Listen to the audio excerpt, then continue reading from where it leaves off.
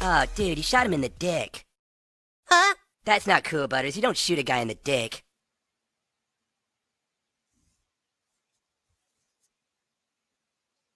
Who are here, but Josh isn't. Hi, this is What Kevin the hell? Kalloway running Oh everything. my god! This is what we're doing now. He's Yeah. Papa's gone, and we're here to fend. It is the Chaos Goblin King running the show. The blue-eyed villain along for the ride. Oh man, Unfortunately, we were having these issues yesterday during the Sunday house party as well because Josh is on vacation with the family and oh. then disclosed in a very secret, undisclosed location, chasing wolves, looking for Bigfoot, and just getting up to all sorts of Joshua shenanigans. Well, that's better than what I've gone through in the last week. I had kidney stones. Oh, that's not fun. I'm still passing them right now, dog. Oh, I'm on meds right now doing this show, so this is gonna be an interesting one. oh boy. We cooking, baby. Yeah, And it looks like Josh is too. It looked like he out barbecuing. Yeah, I just finally got done with all that stuff. Finally into Raw. I don't know. Last time we went live too, this kicked me off as soon as we went live. That's So, right. I did the intro. It was fantastic. Grun did some. It was great. I believe it. I believe it. I truly do. All right, so how goes it, Window Lickers? We're here. We're watching Monday Night Raw live. We got an hour with us three, the Bearded Brigade, as we're called. So let's talk about it, Kevin. We didn't get your insights on the PLE that we just had over the weekend. So we're going to talk a little bit about Raw as it goes on, if something pops off. But majority of the focus is going to be what Kevin thought about the PLE. Well, man, what's popping off right now is that Rusev is slapping the shit out of Sheamus. And I always love watching Sheamus matches because you just know in the back they're looking at each other beforehand and just saying, we're just going to hit the shit out of each other today. And I'm here for it. Me too. But as far as my PLE thoughts, I thought it was actually pretty solid. I didn't have too many major issues with what went on. WWE's biggest problem right now is that they're booking so long-term and so like 80s style that sometimes you don't get a little bit of the surprises. But I thought we had one because we thought Fatu would be holding that shit forever. Yeah. That we did. And boy, he didn't. No, he didn't. But he two But he title did defenses. for a really, really good reason. It's because it took 4 people to beat him. Exactly. It took all 4 people to beat him.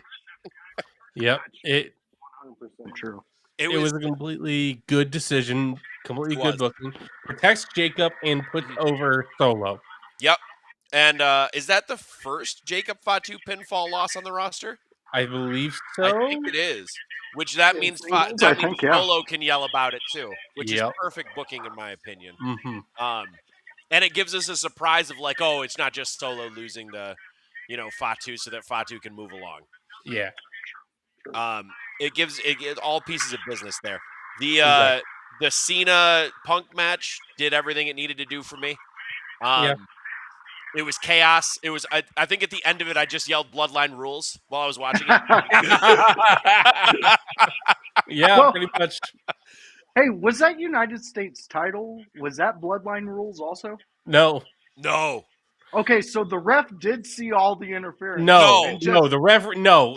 I don't know. All right, so I know. I remember the chain of events. So JC Mateo had the ref during the Tangaloa one. Okay. And then JC Mateo was taken off of the apron. And then Tangaloa was gone. And then the ref took a bump. And when the ref took a bump, he didn't see the Hikuleo interference. And then Hikuleo hit the thing and then back in. But I don't disagree. It was a lot of shit. But that's to be blind on a lot of that. I mean, in fairness, the ref in the Cena match took one shoulder tackle and he was dead for 5 minutes, and we just let that happen. The internet lost their mind. We just let that one go. The ref wasn't revived by Seth Rollins' huge fucking music pop. Yep. I believe Charles Robinson, the tweet he put out after it happened and he got backstage is, "I'm alive." Oh no! That's not even what I'm talking about, because that was the backup ref. The first ref The took a little shoulder Nate. tackle from Cena. Yeah, Yeah. Okay. I you're know right. what you're talking about now. Because Charles Robinson took the nastiest ref bump I think I may have ever seen. He It committed. was gnarly. But that match was everything I needed it to be. As Cena goes forward, my assumption is after the King of the Ring match, it was a solid King of the Ring match between Orton and Rhodes, but it was ultimately pretty predictable in the end. I thought the match was good, but the winner was never really in question, which does hurt the match sometimes, and I think it hurt it a little bit here. But at the same time, if you just said, "Hey, we're going to put Orton over with no real plan," you're going to you'd just be doing it for the sake of doing it. Yeah. And that's also bad in a different way. So unless you can do those swerves and you have a plan, it's best to just stay the course and see what happens. Well, Kevin, let me interrupt you, but not interrupt you. You know what I mean? Specifically on this topic, when we get to the Jade and Asuka pin, I think we need to have a deeper discussion on that, especially with this, because the fans did not know a concise winner Right. at that moment. That's why there was no pop. Mm-hmm. So yeah, We'll just go right there because I think that's everything I need to talk about with the Cody match. It was a standard good match. It was a good match. It just lacked. It was predictable in a sense, and I think that's the booking in general right now. They build you up for that one or two matches that you don't feel are predictable at all, and it's just like, oh shit, and then they have you, and then they have you, and then they have you. That's kind of what this booking does. It's the antithesis of the Vince Russo booking, where it was so all over the place that sure, you didn't know what was happening, but you also didn't know what was happening at all. And like nothing could ever be concise or like coherent. It was just like, well, we're going into the next Jerry Springer skit. Very true. But as far as the Jade Asuka one, it felt like when she went back, I don't know if a shoulder came up. I don't know if that was a problem there, but from the camera angle, it looked like it could have been a problem because the switchers. This is a little behind the scenes stuff because I've seen some of the backstage things. Is they have switchers in the back that go in between cameras. So if you feel there's a problematic angle or something that you don't want to be seen by the fans, you hit one of the switchers and go to another camera. They did that like goddamn lightning from the hard cam. Yeah. So there was something they were trying to hide. And my assumption is that Asuka's shoulder came up a little bit when it wasn't supposed to happen.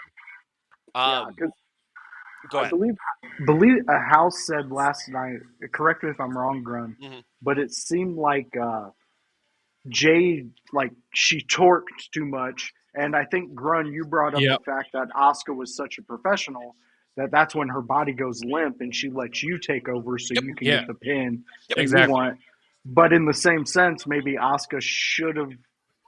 I don't know. You know. So as a performer, there's really no way to hide it. Because if she did fight back, that risks her injury. Because how I saw it, just how I saw it.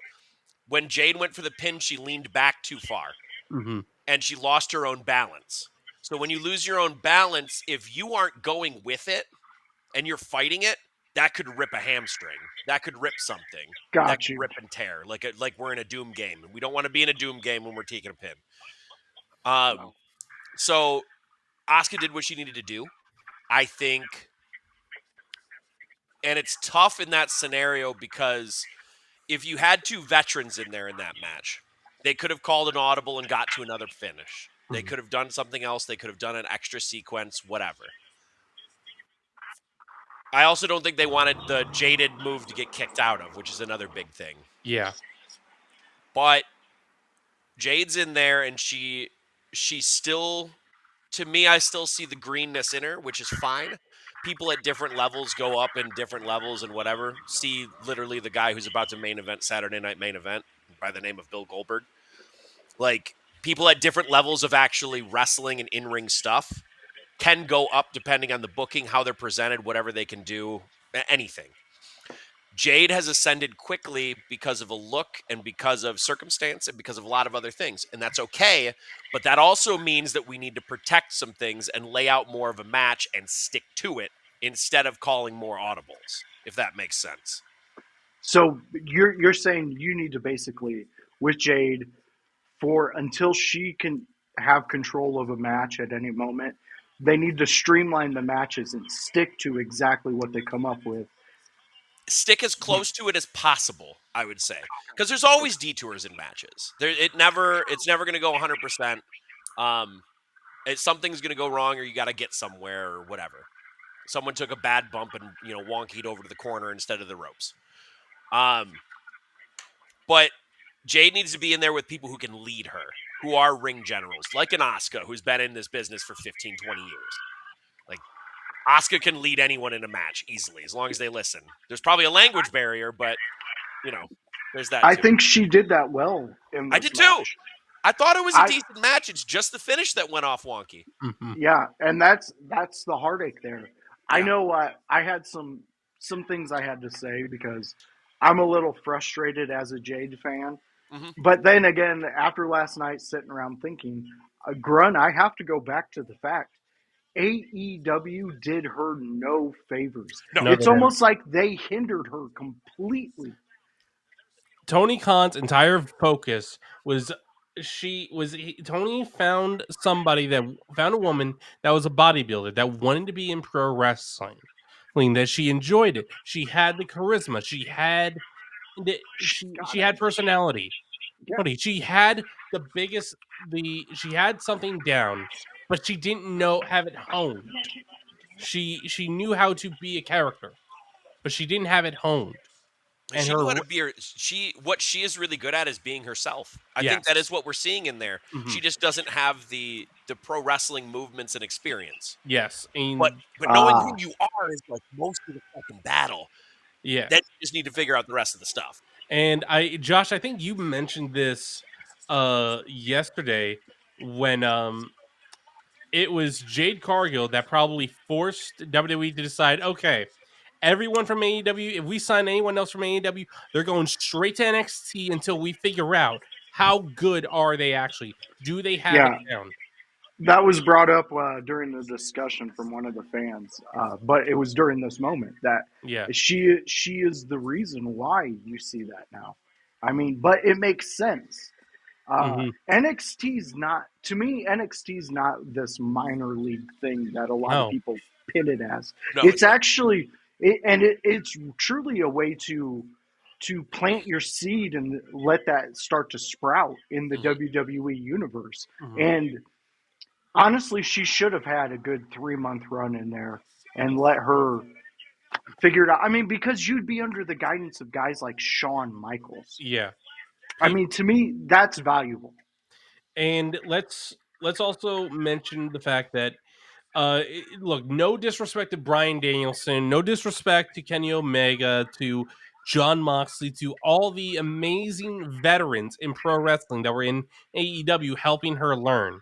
But the fact is, you could see clearly they did not have enough experience teaching people. Jason Albert, the coaches in NXT, have been coaching for at least 10 years. I'll clarify one thing in that because I don't disagree with you, but I think there's a difference in style. So she was learning a completely different style in AEW. She was learning how to do sequences of moves. She was almost in an advanced class before she learned the basics. They didn't structure the basics. They just taught her how to do sequences and be like, oh, you do this move this way, you do this move that, but not the whys. Because I think that's what a lot of WWE is, and that ends up showing through in a lot of the more polished workers in the end, because they're able to deal with. And I'm not saying AEW doesn't have good teachers or good workers, because that's not the case either. Oh yeah, yeah. But I think because they moved her up the card so quickly that they needed her to go quickly. Oh, that's a unique spot. I like that. Oh, I like that. Oh, for those fans, of you watching, sorry, I have to interrupt with this. I've never seen that spot before. He took off the turnbuckle cover and rammed Sheamus's throat into it. And the ref decided to not call for a DQ. Machka kick. Oh, Game. God. Oh, wow. Can I like it. I want a last man standing match between these two. Yes, please. Good match. From what We I've been need able to a- watch while discussing. Yeah, Yeah. we need a Sheamus award for this year. I mean, this Oh, my dude, this God. is 2 We years need in a row. Sheamus Award for multiple years. Dude. He's putting on bangers, Mhm. and not to be like it is, but banger after banger after banger. And you know This what? He dude is doesn't have doing that them. many like PLE matches. He does this all on No, Raw. Yeah. He is That's- all right, so Sheamus to me now has taken more of the role of Dolph Ziggler, Yeah. where he doesn't take the like wild crazy bumps that Dolph Ziggler did to make sure everyone's shit looked good. He just goes out there and says, "All right, fella, we're going to beat the shit out of each other and then I'm going to put you over. Deal?" Oh. we're going with it.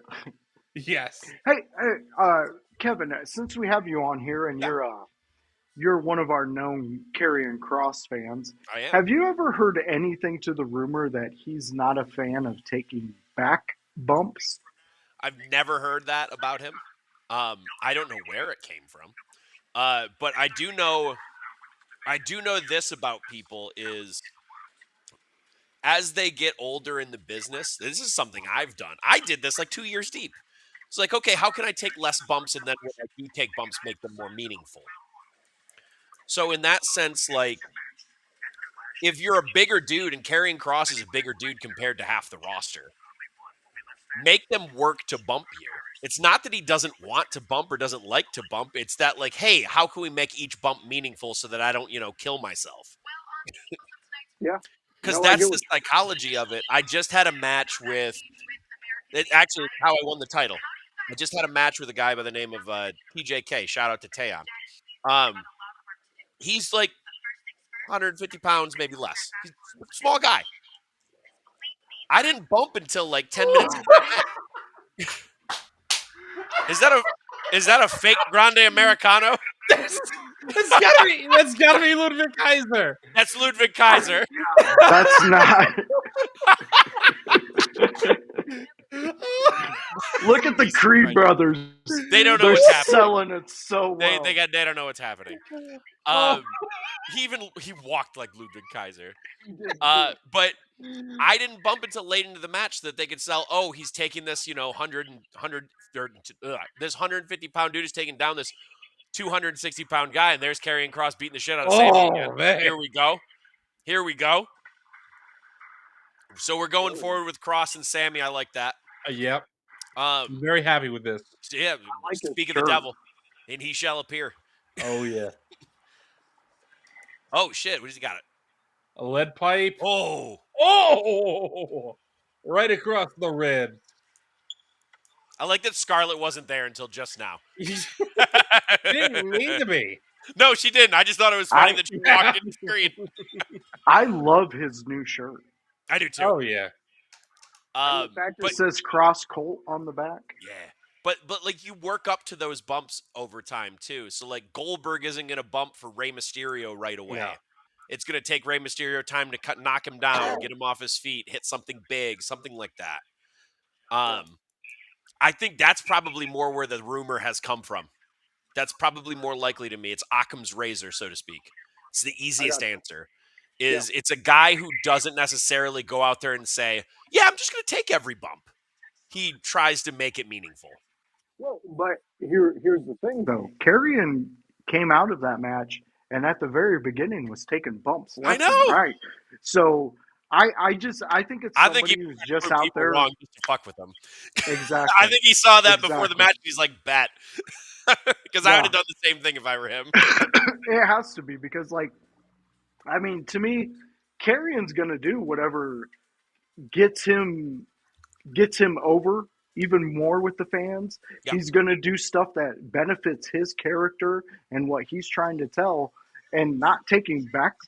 That just doesn't make any sense to me. Right. You know, I the way agree. you explained it made sense. Like, it's more of a respect thing for being in the business for so long to not just come out the gun and take a Not just that, 619 right but out the respecting gate. his size a little bit too. because Yep. Karrion Kross is not a small dude. He's not the biggest guy on the roster, so I'm not saying, he's not almost Omos size and, takes like one bump a match maybe. Yeah. but he's a bigger dude compared to quite a bit of the roster. So like make them work a little bit. I like it. That I'm gives trying us, to think of what else happened at the PLE because I don't remember other. Because I like this. I like the Karrion Kross Sammy match, and Sammy did have to win that.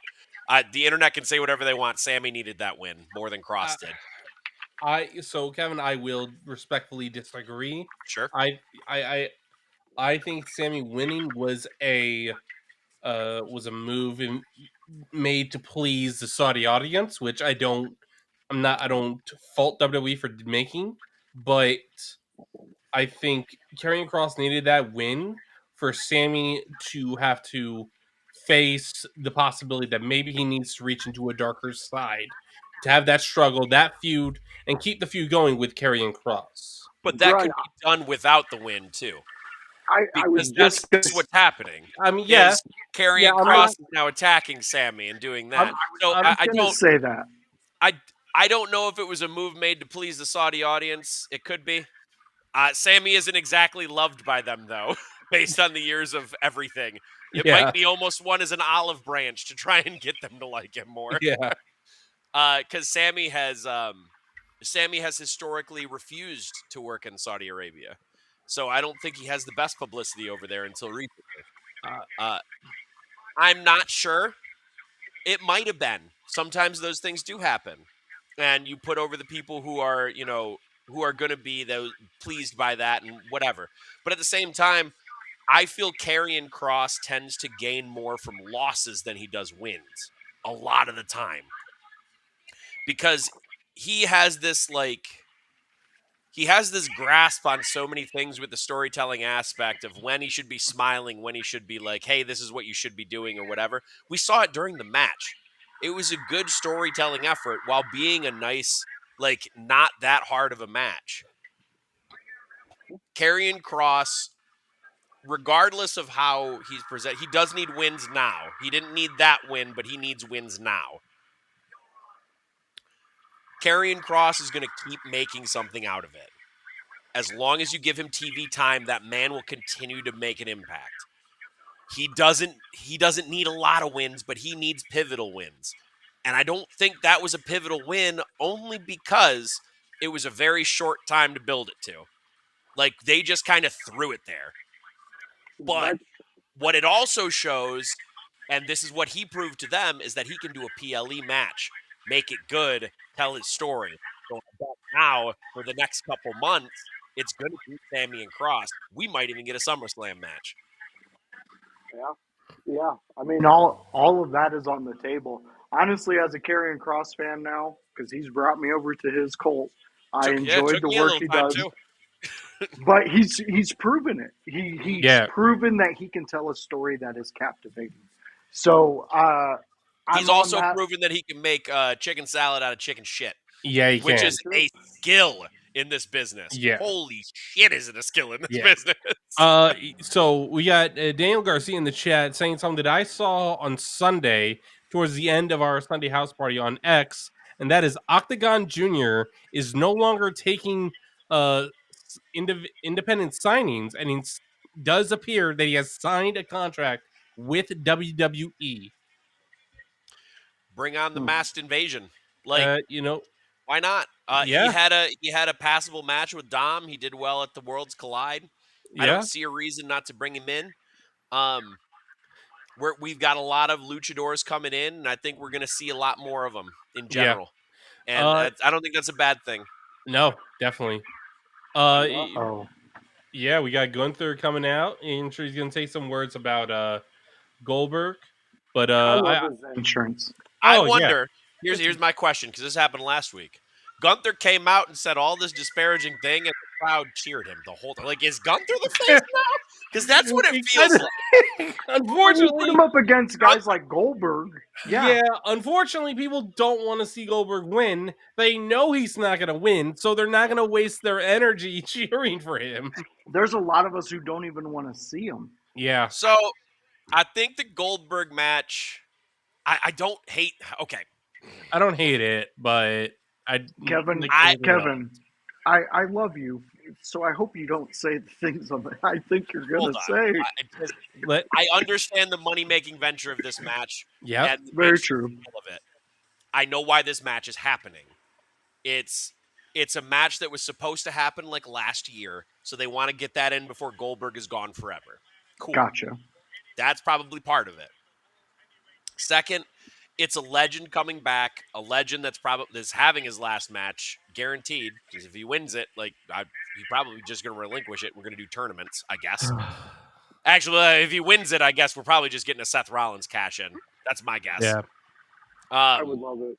I can't imagine otherwise. Because then you can, if you do But that's that, a you can. waste. It is.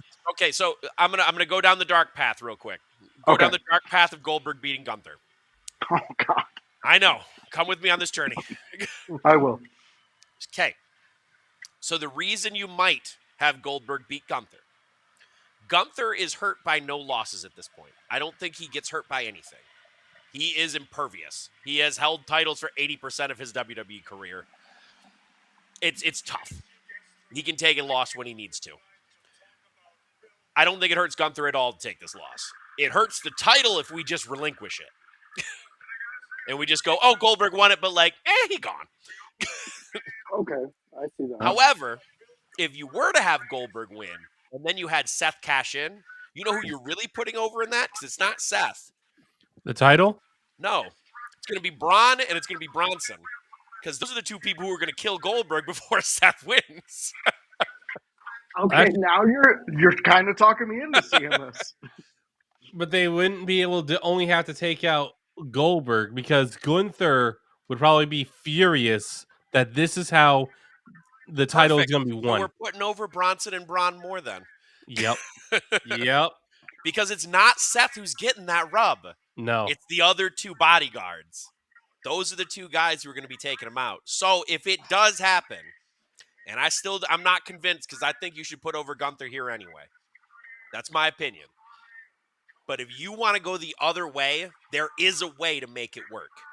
And it's just who you want to put over right now rather than, whatever you want to do. Damn. I'm saying there's a way. Yeah. I just hope. I hope it goes. I know it makes sense, right? I hate when it makes sense. Yeah.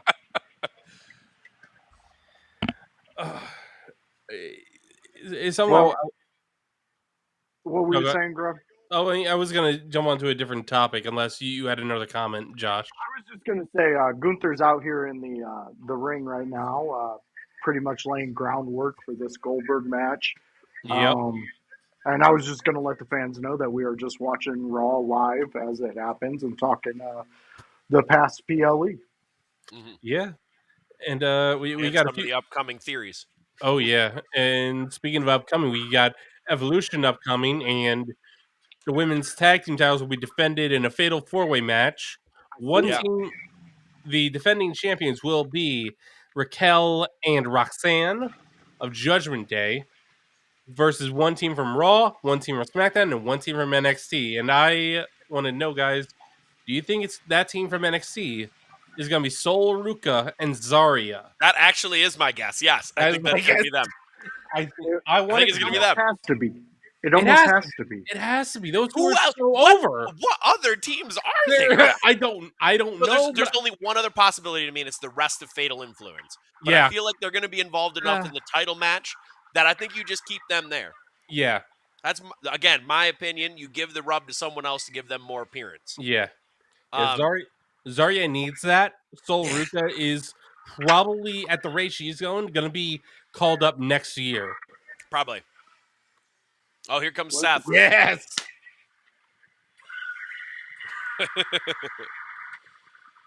I'm curious what the other teams from Raw and SmackDown will be in that match too, though. Yeah. Because I don't know any of any other legit teams. Yeah. Wow, Seth He's going simple in his attire nowadays. I love it. He got a custom Money in the Bank for this attire. Oh, I'm looking at it right now. that thing looks beautiful. I love it. It kind of looks dope, though. Yeah, It really does. I love it. And I love the fact that Heyman's carrying it above his head. Yep. It gives it that little bit of extra sprinkles on top. Well, it's the same that thing he did with prestige Roman when he was carrying the title. Exactly. Above his head. It's the same Very thing. true. And that's why Heyman is so important to have if you're trying to push somebody. Yep. Heyman's an interesting part in this, only because he doesn't really have motivation that we know of to stick No. around to this group right now. No. Right, like it started and it made sense when it started, right? Yeah. It made sense with the turn, but staying with Seth hasn't really been explained, right? No. It's just been like, hey, we want power. I It's mean, a placeholder until the one comes back. Is it? Is it a ruse? Could he be going along with something else? I don't know. I don't know. But that's the beauty of Heyman. Yeah, know. You can believe anything. he is always scheming. He's always got a backup plan. Uh-huh. That's I crazy. am curious. I'm curious what Seth's gonna do here. Wearing Versace sunglasses inside. Seth freaking Rollins.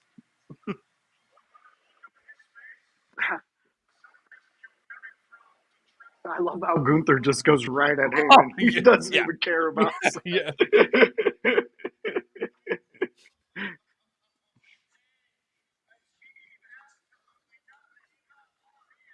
You gotta really like how they're just like placing Seth in all these little spots, and they're just working. They're just working.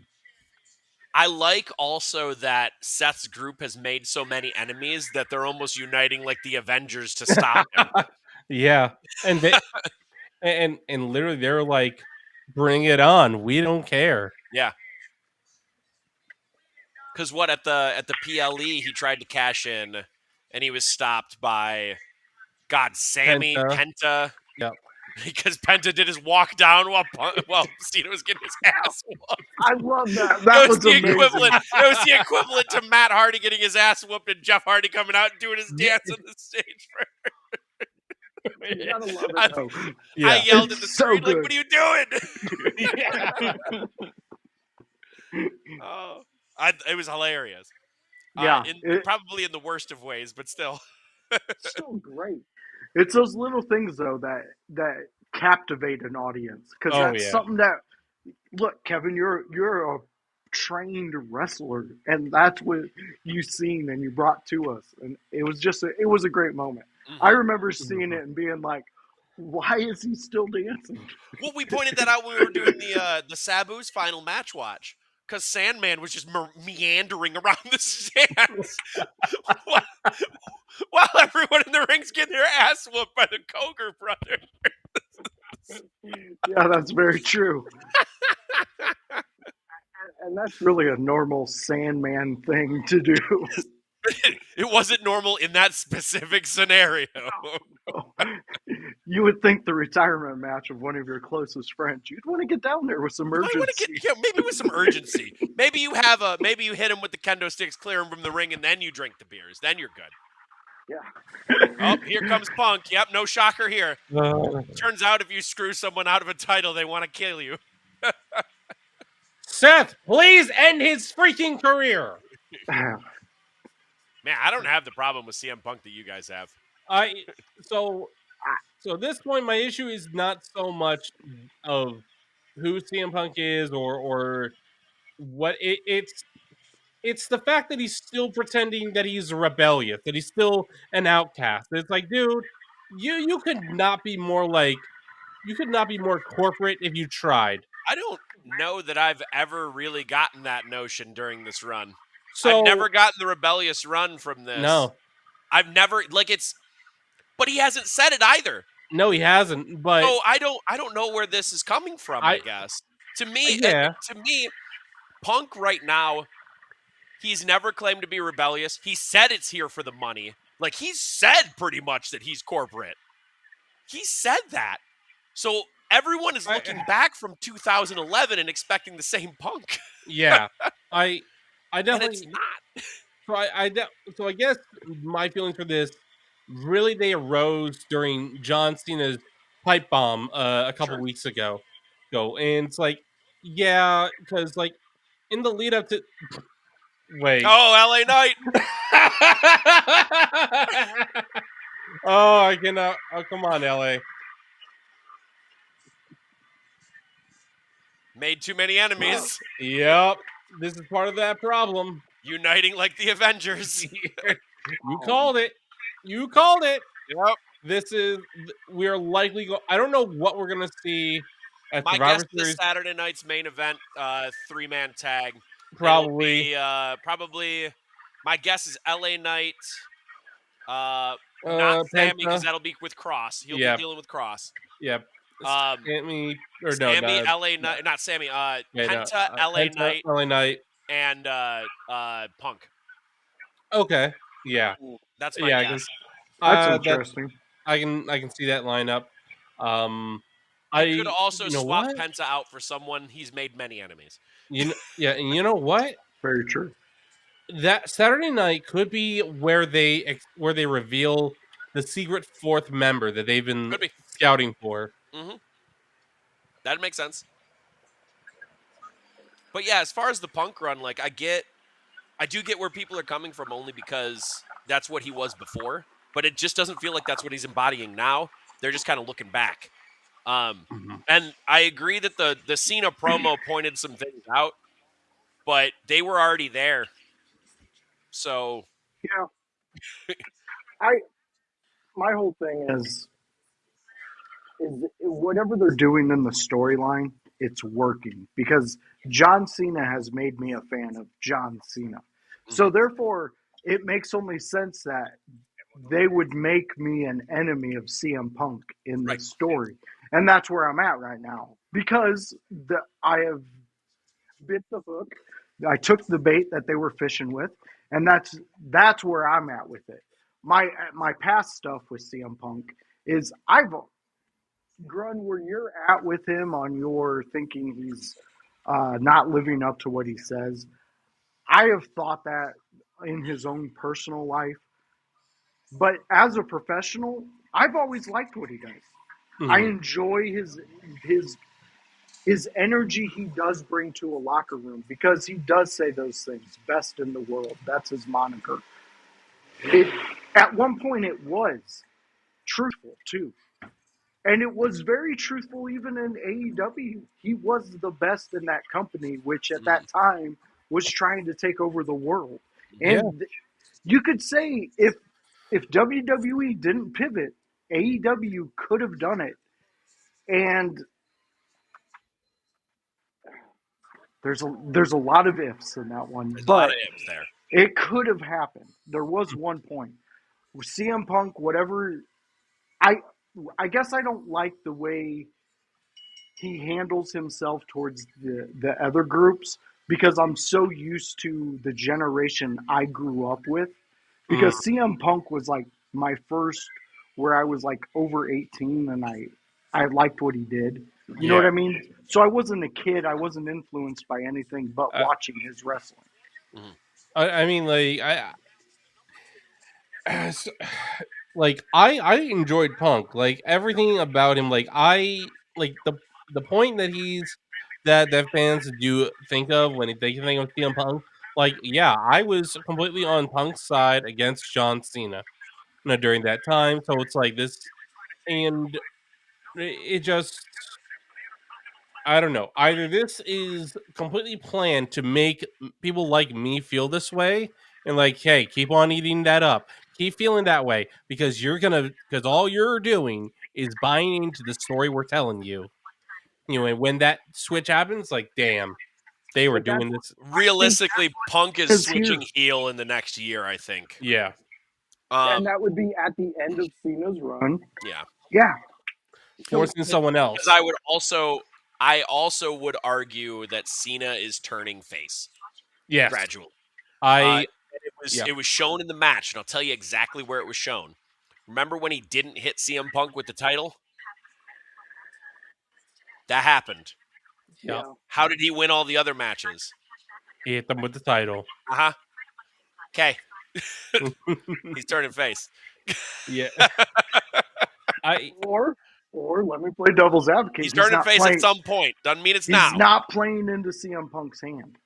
Maybe. To where he can say, oh, he only got that win because of that title he hit me with. But he played it into the hand regardless because of everything else that happened. True. I just don't want to believe that he goes out as a face. I want to see him go out as heel. He's going out as a face, dog. I just love him as a heel. He's so good as a heel. I also really like him as a heel. I'm telling you, he's going out as a face. It might not be a long face thing, but he's going out as a face. I think so, yeah. Kevin just told me there's no Santa Claus. Listen.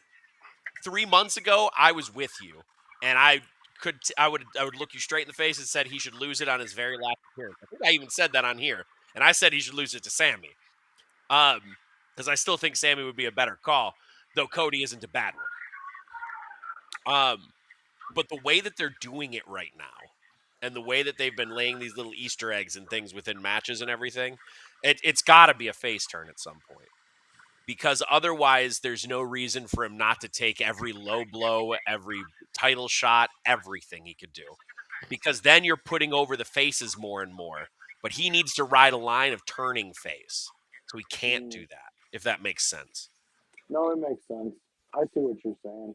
I don't want... Listen, also, Josh, I didn't want it to be this way. I wanted it to be the way that I talked about, where he was a heel the whole time. And then, like...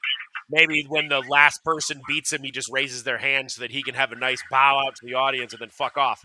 Like that was my dream. That would be awesome, though. That would be my dream. But I just don't see it happening that way. I think the company wants to make a little bit more money off face Cena, and I think that's probably some of the driving force. But it could be also that Cena got into the run and then he's like, I kind of want to go out as a good guy so that I can have those moments with the people for like the last month. I'm not talking like he turns right after SummerSlam. If he loses the title to Cody at SummerSlam, I'm not saying he turns turns face immediately. I'm saying more like around Survivor Series time, and then he gets like a month and a half with the people. That could work. It would destroy my Ron Killings theory. So Well, how about I destroy something else for you? The Creed brothers were given advice earlier. Oh, yes. Here by Chad. Yes, we waited to go online. The advice was to them because Brutus was asking, what do we do? What do we do if we get lost? Was Chad Gable's injured? Yes. Chad Gable said, listen to Ivy.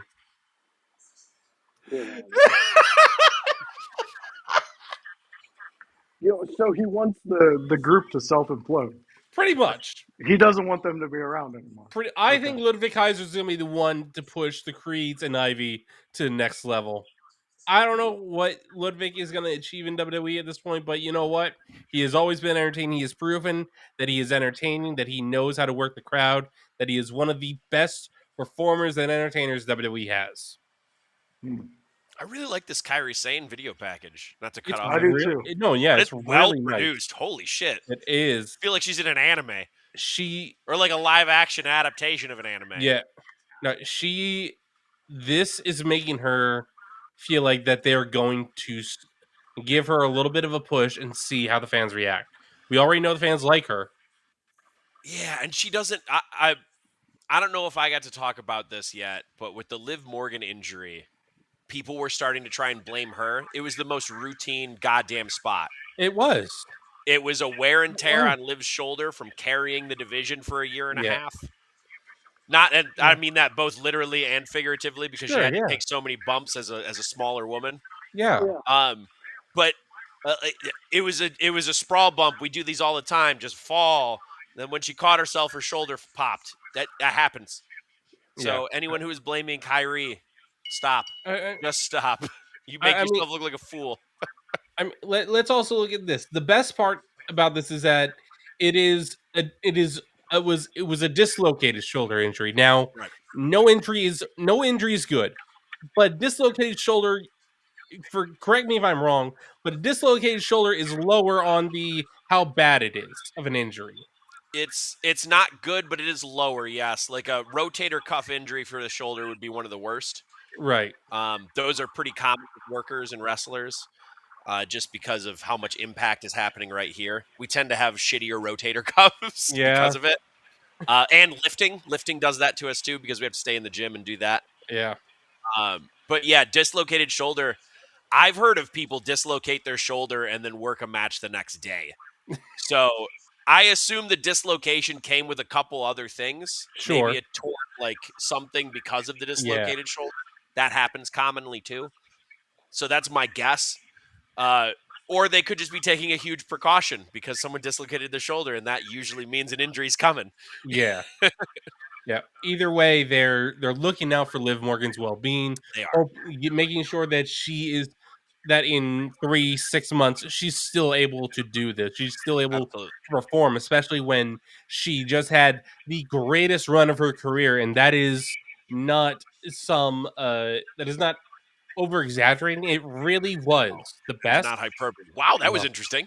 It was an interesting. Is it a back roll backslide? Something like that. Like, I mean, like, it's one thing that I definitely appreciate is that when a wrestler finds a new way to do something, like I don't know if you guys have seen WWE LFD season 2, the episode that came out last night, but BJ did a reverse an Irish whip where he dropped to one knee, turned around, and speared the other guy. Oh yeah. I'm like, that's unique. That's not a finisher, but you know what? I've definitely never seen that before. Yeah, it's unique. It's making people remember you. Mm-hmm. Well, really, the only thing I remember from that BJ match was that he was called Pudgy. Whoa! We don't talk about BJ matches on here. That could get us canceled. Well, unfortunately, BJ has learned how to wrestle in the last few months he's been off TV. They probably pulled him aside after the season and said, "Hey, you better figure this shit out, or we're gonna kill you." Yeah. I mean, Bubba hit him twice last season. There you go. Knock some sense into him. Yeah.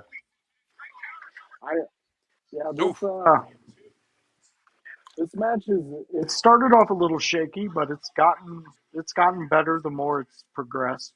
It looked like there was a couple and people don't tend to notice these in a sense.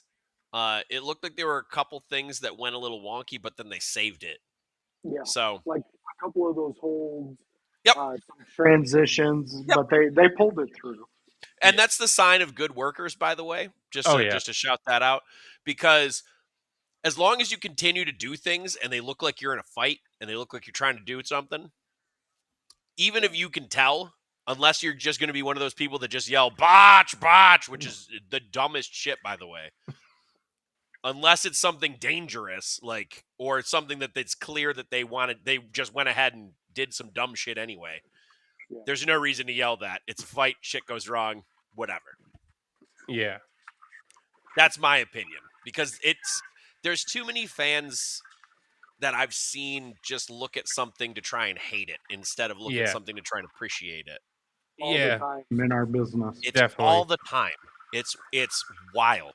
Yeah. It's like they want to hate something to be cool instead of just enjoy something that they say they love. Yeah, you figure by now people will be over it. But fighting, like, okay, so fighting, I see what you mean, but at the same time, like, look, the Lucha Bros, the longer they hold off on making them a tag team, the bigger the pop is going to be when it finally does happen. I agree with you on that, Grun, heavily.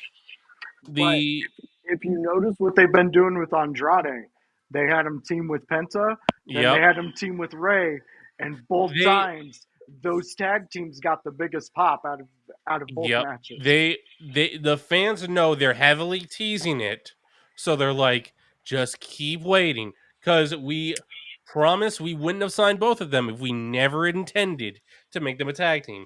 WWE, Triple H never would have brought both of them in if he did not realize that as single stars, people love them. As a tag team, people love them. People will pay to see them individually and as a tag team. So why the hell not give them singles run and a tag team run? I agree. And also, it feels bigger when two larger single stars come together into a tag team. Oh, yeah. I'll just point to an example that coming off the top of my head. The Rock and Undertaker faced the Dudley Boys on a random SmackDown, and The Rock and the Undertaker won the tag titles that night from the Dudley Boys. Now, I know it's some Vince-ass booking, and it kind of buried the Dudleys as a tag team, but like that's a big pop for two huge single stars. It is. Yeah. You are 100 on that one.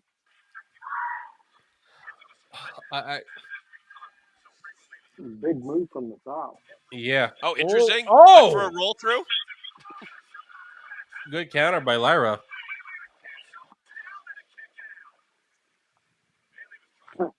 Bailey enjoyed that. She had a big smile on her face when they kicked out. Yeah. Those are the moments I enjoy seeing with somebody like Randy Orton coming out and just absorbing the fans, loving him.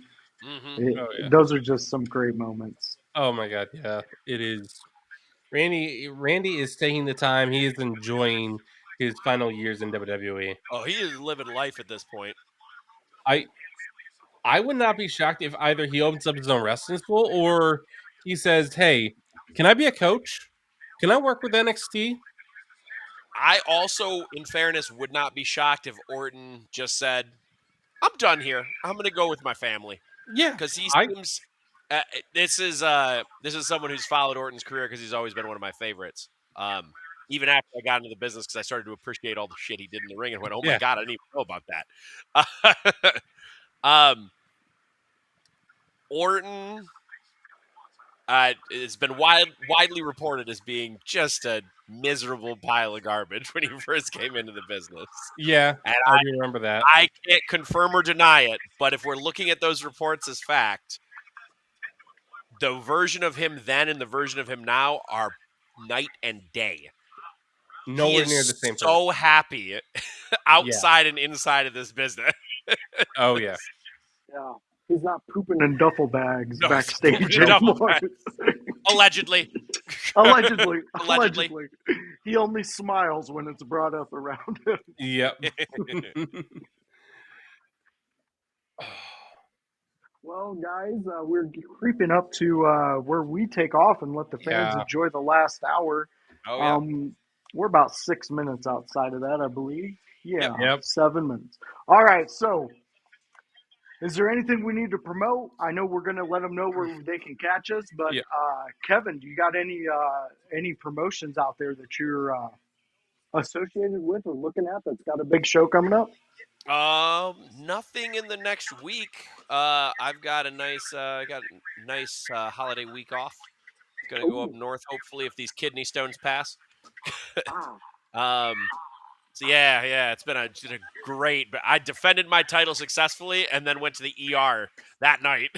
I bet that sounds horrible. It was awful. It was the worst pain I've ever been in. It felt like a face hugger was gonna come out of my intestines.